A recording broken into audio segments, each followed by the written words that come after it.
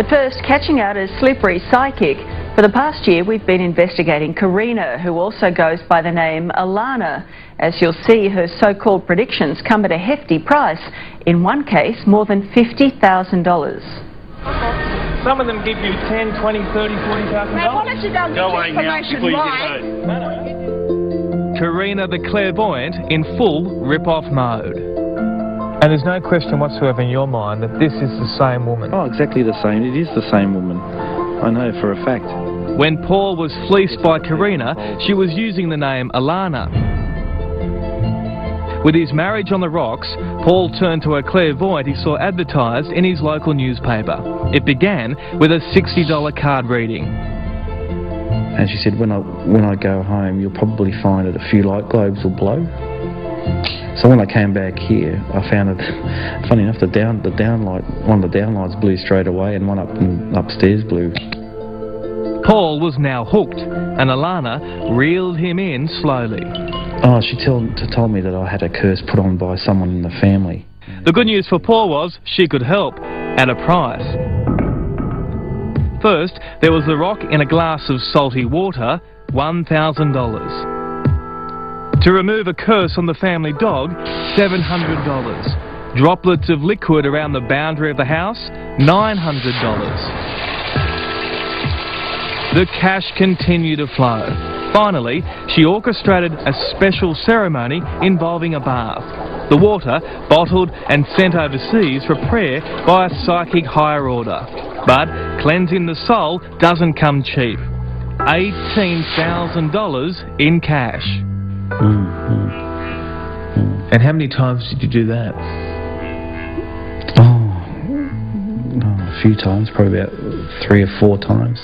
In a matter of days, Paul had drained the family bank account and handed over $52,000. They told me not to tell anybody because if you tell people that the curse would spread.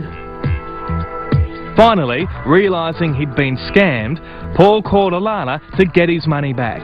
But there would be no refund, and soon there was no psychic. Alana packed up and then vanished. She's obviously been doing it for a long time. He then complained to Fair Trading, but with no receipts, Alana was free to move on to her next victim. I want my money back. It's almost 12 months since we recorded that interview. With Alana gone, we couldn't confront her about Paul's claims. The trail went cold, and so did the story. Then suddenly, it appeared. Same ad, different name. This time, she was trading under Karina. So, we set up a sting. We sent our researcher to get a reading. Hello.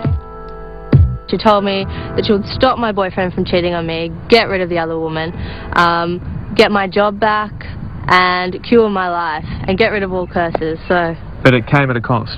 Came at a cost of $1,300. And it's all a pack of psychic babble and blatant lies. Madeline doesn't have a boyfriend, isn't out of a job, and doesn't have an evil spirit haunting her. Yeah, she's believable. I mean, she knows what she's doing. She's got it down to a T. She's obviously done it a billion times before. David Eccleston from the Nine Network, how are you? Are you Alana or Karina today? Pardon? Who are you ripping off today? Who am I ripping off? Yeah. You want to take this girl to the cleaners for $1,300. Pardon? You're a psychic? I'm a clairvoyant. A very dodgy one, aren't you? No. Excuse, I ain't been on no run. You changed your name? Your number? I haven't changed my and name. your address? Wrong. Every few months. You used to False. be Alana, didn't you? No, I didn't. My face goes on the air. I'm going to sue every one of you. You can sue us, but guess what? The game's up. I don't even know who you're talking about. $18,000. You Bullshit. fill the bath up with water and you charge him I don't even know what you're on about, $18,000. okay? Do you know Paul? No, I don't. I don't even know who you're talking about. Do you remember filling the bath up with water and What bath? charging What bath? $18,000? Why don't you get your facts right about this Alana you're talking about? Just another psychic con, another victim who loses his marriage and a stack of cash. No, it's much more than that. This story is a warning about a system that fails consumers, a government full of bluster and bluff. In New South Wales, there's no licensing scheme for clairvoyance. There's no registration scheme. New South Wales Fair Trading Minister Linda Burney says if a clairvoyant makes false claims, they can be prosecuted. Well, it sounds impressive, but dig below the soundbite. If they have fallen foul and it's deemed that way, who measures that, by the way? Well, that's a very good question. The issue for fair trading is around what they advertise and what they deliver. But currently there is no watchdog, is there, on sex? There is no registration process in New South Wales.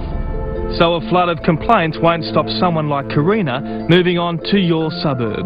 Too bad for Paul, too bad for her next victim. I'm guessing you're going to move in the next couple of days? I think you better move to make yourself safe. David Eccleston with that report, and if you've had dealings with Karina or Alana, send us an email or give us a call. This next